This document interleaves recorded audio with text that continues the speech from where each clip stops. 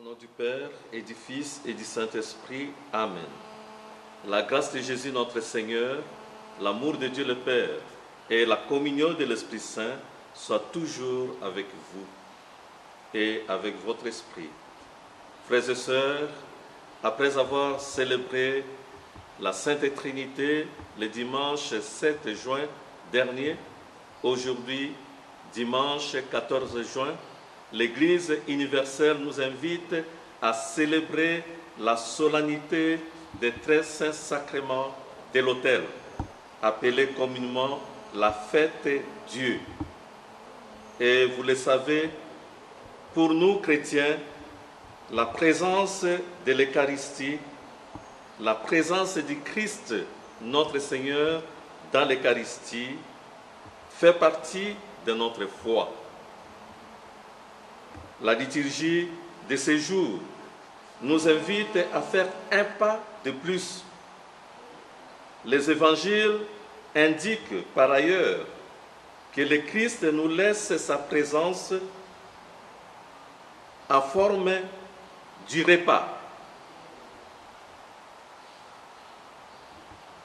Et vous savez la place que le repas occupe dans la vie d'un être humain. Il nous invite à nous nourrir de cette présence qui vient mettre en nous les germes de l'immortalité, les germes de la vie éternelle. Vous le savez, frères et sœurs, comme nous signifie le livre de Deutéronome, au chapitre 8, verset 2 et suivant, ainsi que le 1er Corinthiens, chapitre 10, versets 6 à 17, et l'évangile de ces jours, tiré de Jean, chapitre 6, le verset 51 à 58, nous parle de Jésus, le pain de vie. Bien avant la venue de Jésus, le peuple d'Israël était en difficulté dans sa longue traversée du désert. Et dans cette longue traversée du désert, le Seigneur a appris aux Hébreux à connaître la pauvreté et la confiance. Au cours de sa traversée du désert, il a vécu les moments difficiles. Le peuple hébreu a connu les épreuves. Il a souffert de la pauvreté, de la faim, de la soif.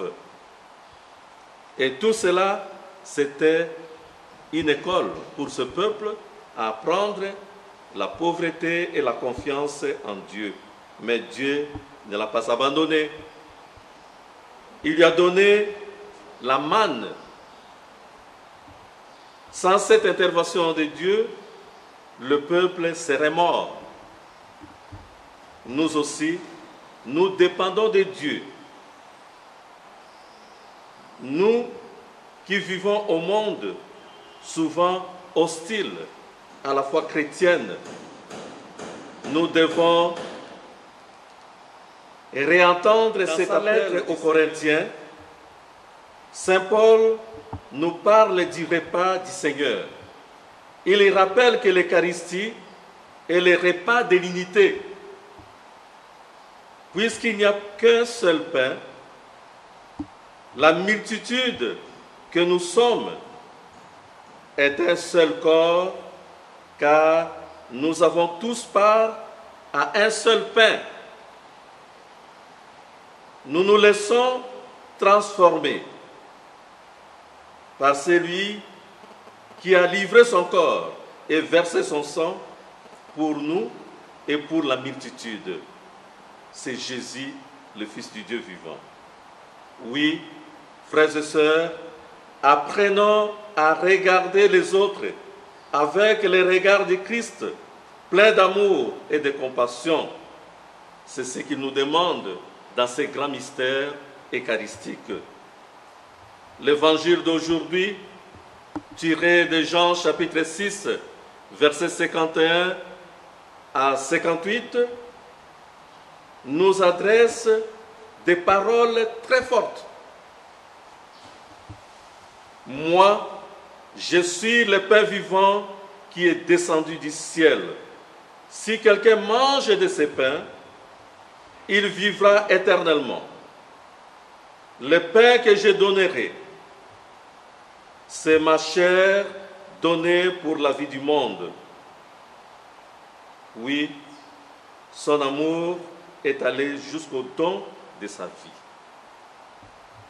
La communion avec le Seigneur nous engage à l'unité.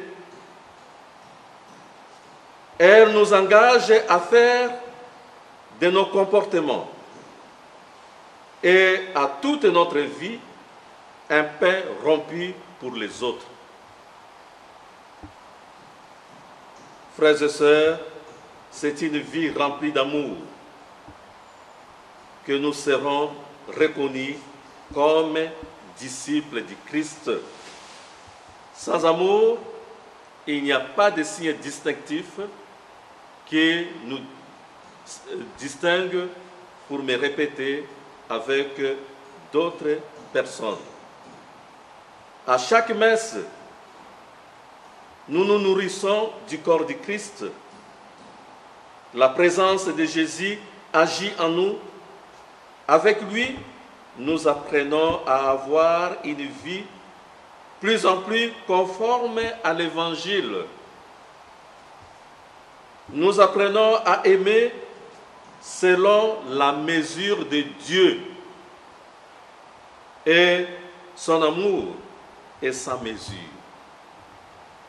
Avec lui, nous apprenons à nous opposer au mal par le bien, à pardonner, à partager et à accueillir.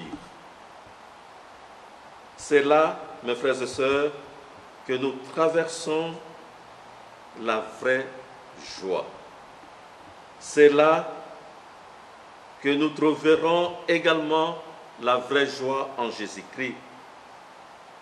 Nous sommes rassemblés aujourd'hui, 14 juin 2020, pour célébrer la fête de Dieu.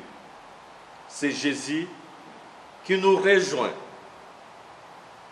dans notre vie et qui se donne. Comme prière, pouvons-nous dire à qui irions-nous, Seigneur, comme Pierre? Tu as les paroles de la vie éternelle. Soyons dans la joie chaque fois que nous participons à l'Eucharistie. Rendons grâce pour ces dons extraordinaires de sa bonté et apprenons à recevoir toujours plus dignement celui qui se donne à nous par son corps et par son sang.